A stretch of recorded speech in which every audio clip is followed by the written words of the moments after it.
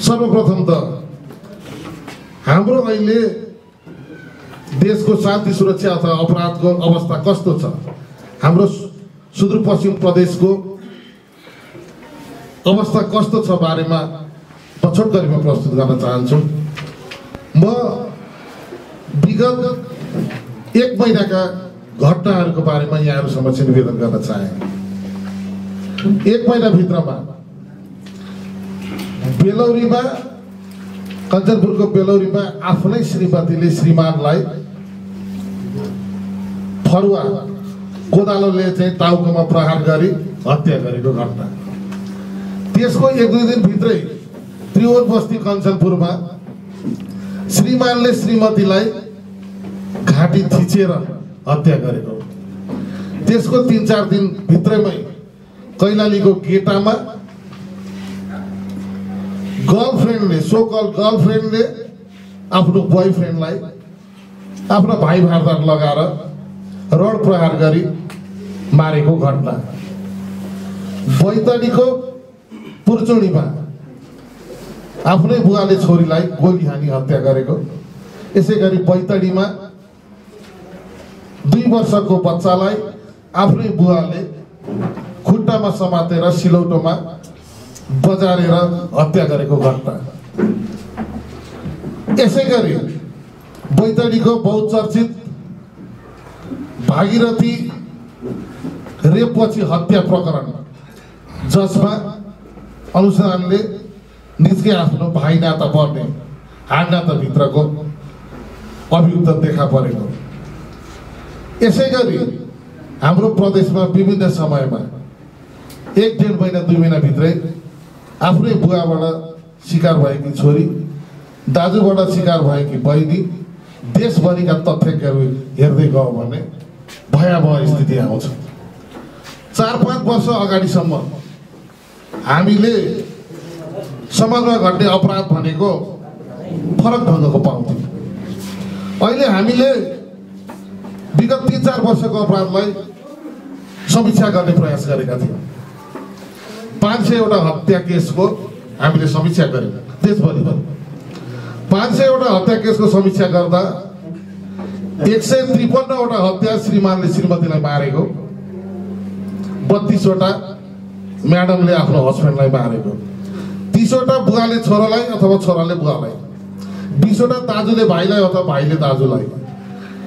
यसै गरी आफन्त, त्यसपछि 1 स्टेप काका मामा गर्दै जाँदा 80% भन्दा बढी हत्या चाहिँ आफन्तलाई मारेको। रेप केसको अहिले बहुचर्चित महिला हिंसाका घटना, जसको लागि चाहिँ हाम्रो सारा देश एक भएर चाहिँ यसलाई न्यूनीकरण गर्नुपर्छ भनेर लागेको छ। त्यसको अवस्था, पीडित मध्ये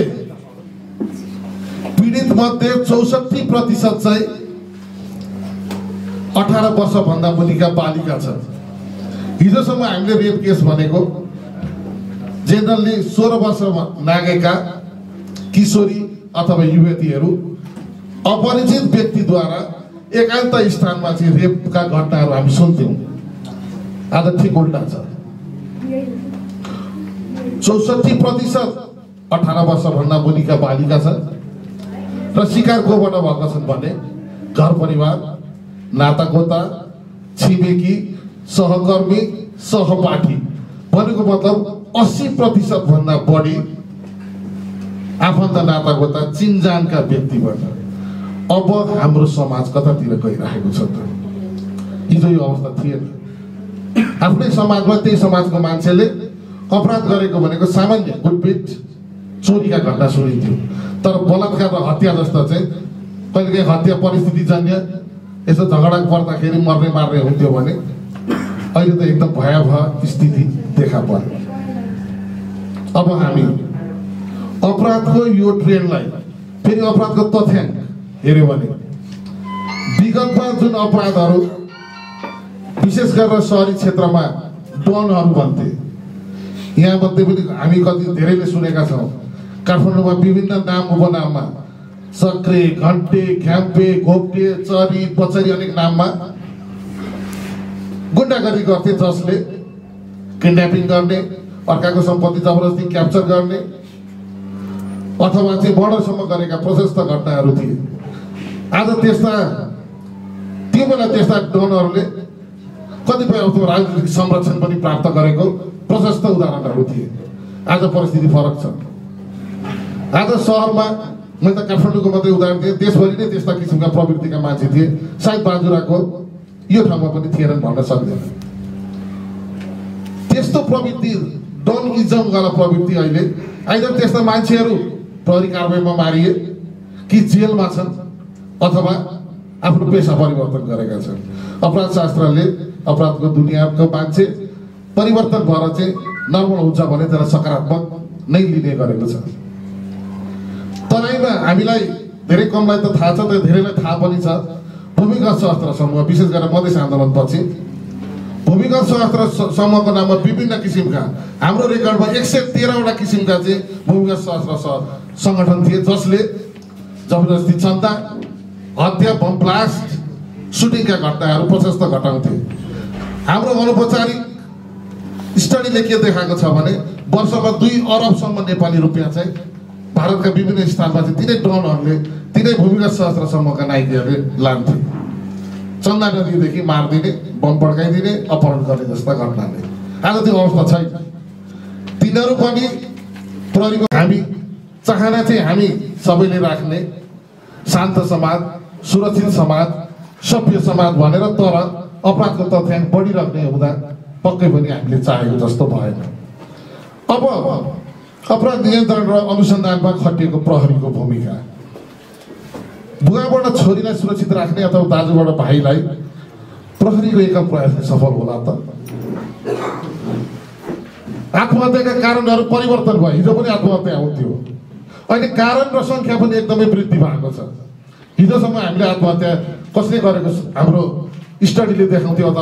हजुर हामी सबैलाई थाहा भएको कुरो, परीक्षामा फेल भयो, SLC golden gate, iron gate, त्यसपछि फेल भयो भने कतिपयले आत्महत्या गर्ने, कतिपयले चाहिँ दीर्घ रोग लाग्यो भने, घर परिवारलाई चाहिँ आर्थिक लोड धेरै हुने भयो, म उपचार गरेर पनि बाँच्छु पार्दिनँ, बरु म मर्दिएँ भने खर्च त बढ्छ भनेर। यसै गरी प्रेम कथाहरू, असफल प्रेम कथाहरू जसले आत्महत्यामा प्रेरित गरेको देखिन्थ्यो भने अर्को फ्यासनको रूपमा कुनै फिल्म आयो, त्यसमा हिरो हिरोइनले आत्महत्या गरेको कहीँ देखियो भने त्यसको असर तत्कालीन युवाहरूमा परेको देखिन्थ्यो। अहिले यसको ट्रेन्ड टोटली चेन्ज भएको छ। ती केही कारणहरू, डिप्रेसनमा परेर अब भनौँ न मानसिक रोग लागेर अरू लागेर ती पुराना अथवा परीक्षाका फेलका पनि केही होलान्, तर त्योभन्दा बढी चाहिँ अहिले सामाजिक सञ्जालको दुरुपयोगले चाहिँ अहिले आत्महत्याका घटनाहरू बढ्न थाले। सामाजिक सञ्जालको दुरुपयोगले हुने इलिसिट रिलेसनसिपहरू जो चाहिँ आत्महत्याका अहिले प्रमुख कारकको रूपमा चाहिँ देखा परेका छन्।